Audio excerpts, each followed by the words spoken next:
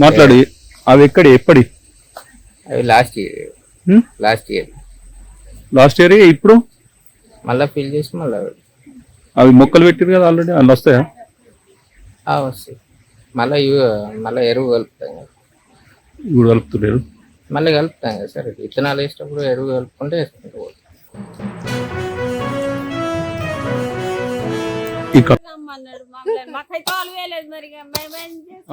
ఎవరు పట్టుకున్నది తెలియదు కానీ 3 రమ్మంటే మేము పని చేస్తున్నాం.